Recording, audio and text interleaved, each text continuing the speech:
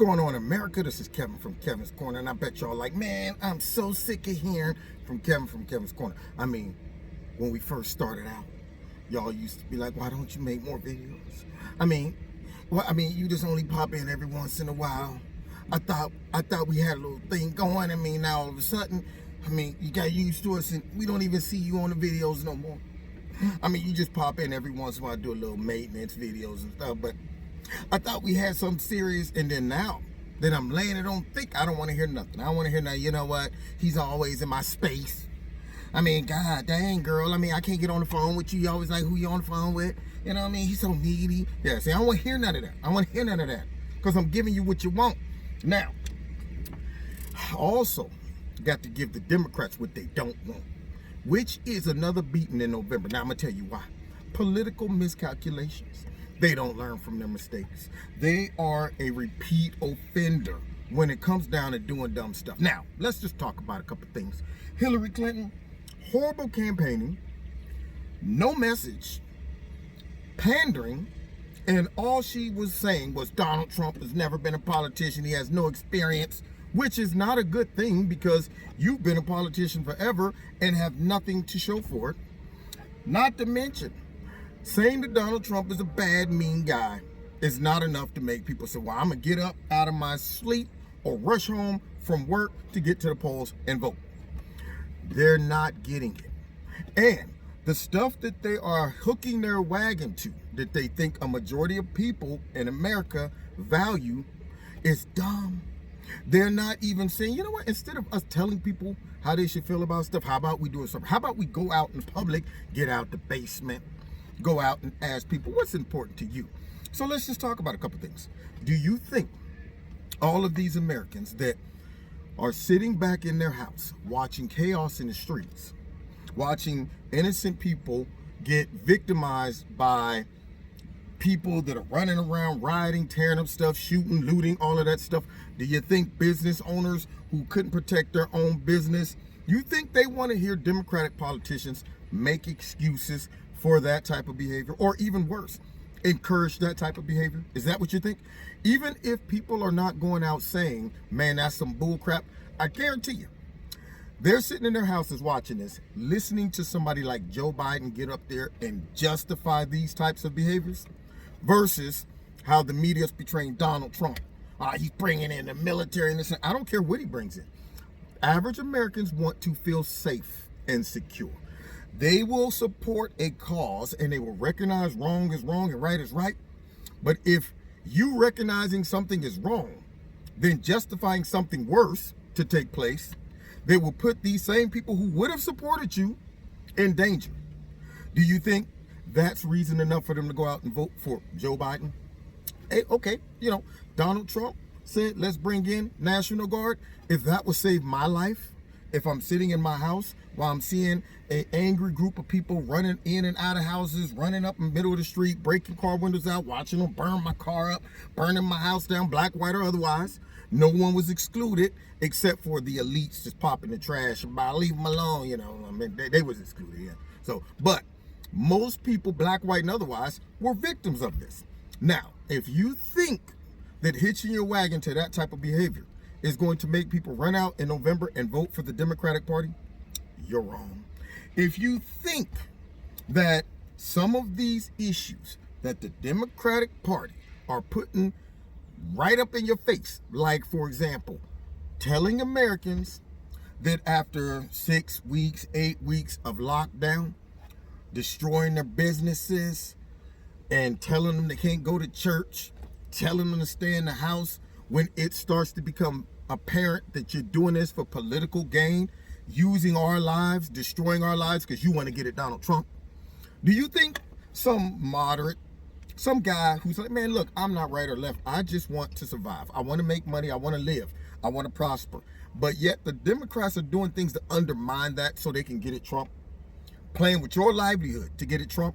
Do you think that's going to say, you know what? Those are the type of people I think I need to vote for. If you think hitching your wagon to Democrats running around complaining about all of the global warming and climate change and taking jobs away is a good idea, destroying planes, getting rid of fossil fuels that people make a living from.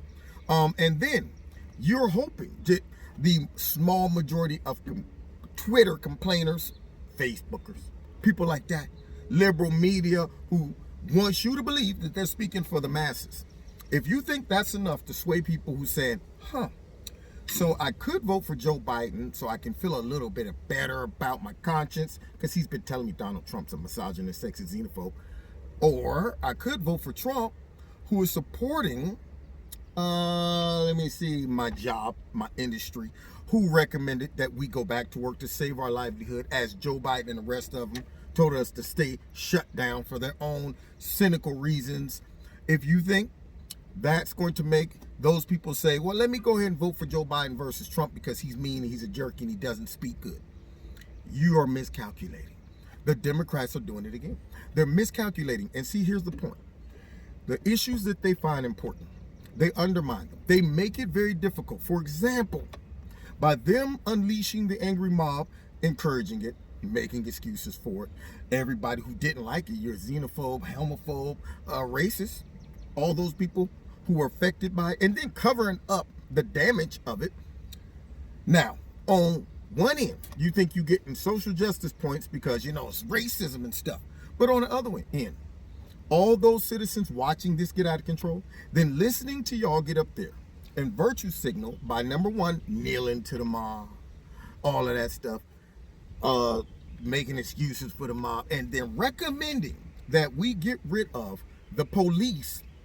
As those people watched these rioters break in and out of houses and businesses, beat people in the middle of the street, and then you hear the Democrats bring up an issue like gun control, you think I'm going to vote for a group of politicians who unleashes chaos in our society, encourages an angry riot and mob, justifies it, demonizes anybody who don't agree with it, and then start talking about getting rid of the only force that can stop that angry mob, and then at the same time telling us we need gun control. Yeah, we want to take all the guns away and this and that because, see, right now, the Democrats are setting themselves up for another beatdown. Because guess what? Gun sales went out the roof. I just came from the gun store. Packed. After seeing what I saw last week, and I got a plethora of guns. I was tempted to buy 4 or 5 more, stashing them in every area of the house just in case somebody catch me slipping down in the basement to get a load of laundry out and I ain't come down, you know what I'm saying? I hit a break in upstairs. I need some downstairs. Like, I remember I hid one under the furnace, grab that and start to capping. So when you start seeing the lawlessness that the Democrats encourage, the attack on jobs that the Democrats will do if they can benefit and get Trump in, the total sellout of our sovereignty and want to make sure we accommodate and appease every other country than America and Americans, calling everybody racist and whatever else, making everyone in America feel guilty if they don't agree with their little social justice cause, making sure people do whatever they do according to the way the Democrats and this angry mob want them to do it. Yeah, man, you supposed to be supporting the movement. All these black people are victims of this and this and that. Okay, yeah, I do, man. I mean, I sincerely believe that police brutality is wrong. Oh, yeah? Well, can you prove that by kneeling down? Kaepernick, he did it, man. If you really down with it, you should understand why he did it. Kneel down. Well, I don't think I need to do that. I could support in other ways. I mean, there's a whole bunch of other ways to support this besides your way. But your way has nothing to do about the cause. It's about, can I control this man? Can I make people who have different opinions, people who don't see this liberal movement going in a direction that they okay with, all of that? It comes down to, can I force them to do what I want them to do? And that's what it comes down to. Now, if you think that the average American that's sitting at home, that ain't on Twitter causing problems, yelling, whining, throwing fits and all of that stuff on Twitter, If you think the average American that don't watch horrible ratings, CNN, MSNBC, and otherwise, if you think the average American with common sense watching Joe Biden almost drooling at the mouth every time he gets up to speak, don't even know the name of George Floyd, he was speaking the other day. See, that's the problem. When you start seeing the Democrats, they attach themselves to so many situations and social justice causes. You can't keep them all together in the head. Speaking in which that Joe Biden, he can't keep nothing in his head right now. But when you add on top of that, that he's mad at this, mad at that, all these victims they done categorized in their head, and then he's up to talking, the other day when I saw, and you know somebody was in the back in the earpiece, George Floyd, George on that curb. He wasn't on the curb, he was on the concrete, face down. Talking about some on that curb, it took him forever. Remember who it was. That brain was fishing for that name. You know, it was like, all right, y'all, come on now. Cast it, look, we got to get the name. See, but it goes to show that he didn't commit it to memory because it's not that serious to him. He looks at situations along with the majority of the Democrat leaders. They look head on a swivel every day, said, let's find a situation. Let's say they're like ambulance chasers when it comes down to victims and all their little social justice causes. They are sitting there with a police scanner, and all of a sudden, all right, we got a 9/11, we got, and oh God, let me get over here and see what happened. All right, oh, that's black on black crime. Oh, forget that. Let's go to the next thing. All right, we got 211. They go over there. Okay, all right, 2 white men. Yeah, it's not good enough. Not good enough.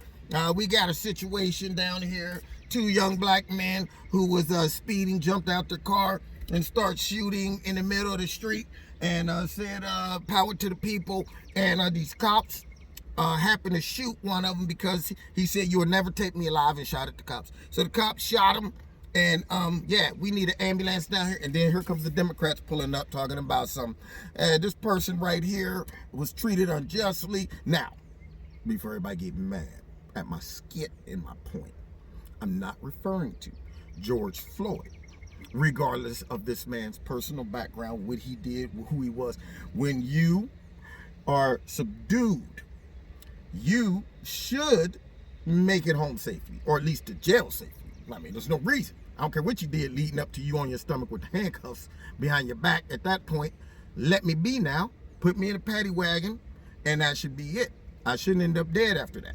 But there are a whole bunch of situations out there where if a brother or anybody else that they think they can promote victimization over are in the wrong but get killed, they will make excuses for it, demonize the police for it, cause these type of outrages and break all of this violence and stuff that's going on with all of these riots and stuff, and justify it. Now, do you think people feel safe with that?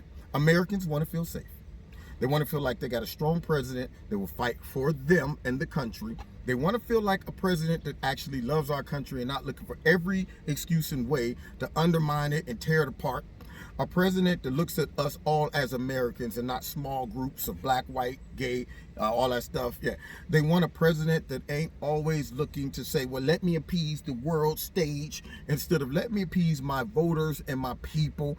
They want presidents like that who are saying, let me make smart decisions that benefit hard-working, honest people without saying things like 10 to 15% of Americans, because they don't agree with my stupidity and my crazy, stupid policies are not good people. See, nobody wants to hear that joke. Nobody. And that's why the Democrats are miscalculating what's going to take place. And I don't care what all the polls say.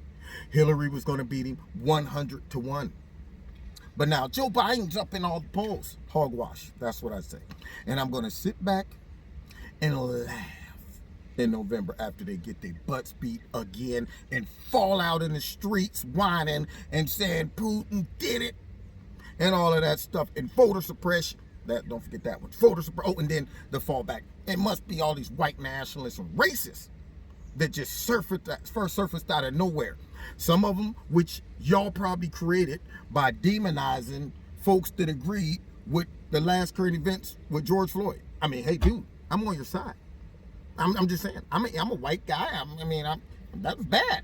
But now all of a sudden I'm a racist, misogynist, white nationalist because I support the flag and I don't support them tearing up my businesses and stuff. Now I really am a white nationalist. Yeah, you just made me one. After telling me just recognizing good and evil ain't good enough, and telling me I got to take a knee and I got to conform to what philosophies and crap you want me to, that will push anybody away. And they're miscalculating the heart of America once again. So I'm okay with that. That's right. Get them real confident. Feed that turkey, get it fat so we can slaughter it on Thanksgiving. While the turkey is enjoying it, like, man, this is great. I'm glad to be at this house. I mean, these are nice people. They feed me. I mean, almost, look at this. I put on about, what, 60 pounds? Yeah. Oh, it's time to eat again? Wait, why aren't you bringing the food in here? You're not? Okay. So you want me to come with you? I'm going in the house? Oh, great. They must have lots of food in there. Get them nice and confident. And then when they get in the house, tell ya. And then they go, man, I can't believe this racism. Anyway, God bless y'all. Don't forget, check me out every Wednesday night, 7:30 live in Kevin's Corner on Facebook, YouTube, my radio blog talk show. Hit like, share, subscribe, and the notification button on my videos. Make sure you're still subscribed and the notifications are set to all. Check out Extreme Teas, my sponsor. If you like the products, click on something, put Kevin in the promo code, you get a 20% discount. And if you want to donate to Kevin and Kevin's Corner, feel free. There's a link below to do that. God bless. See you next time in Kevin's Corner.